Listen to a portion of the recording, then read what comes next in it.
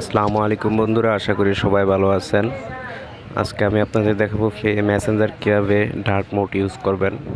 আমরা অনেক সময় দেখে থাকি যে আমরা বেশি বেশি মেসেঞ্জার ব্রাউজিং করার জন্য আমাদের চোখের ক্ষতি হয়, এরকম আরও আমাদের মোবাইলের চার্জেরও বেশি ক্ষতি হয় যদি আমরা নর্মালভাবে ইউজ করি। তো ডার্ক ইউজ করলে ডার্ক মোডে আপনার চার্জও কম খরচ হবে এবং চোখেরও কম খরচ হবে।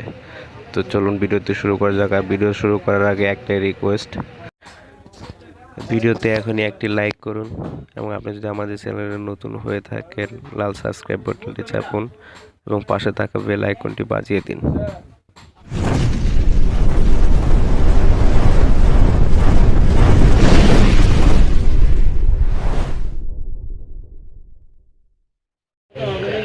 মেসেঞ্জার ডার্ক মোড করার জন্য যা লাগবে আপনার অবশ্যই মেসেঞ্জারটি আপডেট ভার্সন থাকতে হবে। আপডেট ভার্সন অবশ্যই প্লে স্টোরে আপনি দেখবেন ভার্সনটা আপনার আপডেট আছে নাকি। আপডেট না থাকলে অবশ্যই আপডেট করে নেবেন। তার জন্য আমি মেসেঞ্জারে ঢুকে পড়ছি।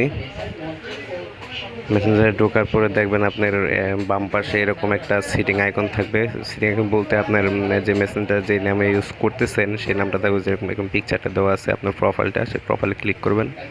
প্রোফাইলে ক্লিক করার পরে দেখবেন আপনার প্রথমে আপনার আছেন ডার্ক মোড লেখা যে অপশনটা আছে, এই অপশনটা জাস্ট সিম্পলি অন করে দিবেন। অন করার পরে দেখেন সিম্পলি ডার্ক মোড অন হয়ে গেছে। এইমাত্র ছোট্ট একটা সেটিং, এই ছোট্ট একটা সেটিং করলেই আপনার ডার্ক মোড অন হয়ে যাবে। তো আর আপনি আর কিছু করতে পারেন, দেখেন আপনার ডার্ক মোড অন হয়ে গেছে। তো আশা করি আপনার এই ভিডিওটি আজকে অনেক ভালো লেগেছে। আর যদি ভালো লেগে থাকে অবশ্যই লাইক, কমেন্ট, শেয়ার এবং সাবস্ক্রাইব করবেন। Thank you. চ্যানেলটি সাবস্ক্রাইব করার জন্য লাল সাবস্ক্রাইব বাটনটি চাপুন আর পাশে থাকা বেল আইকনটি বাজিয়ে দিন। Thank you.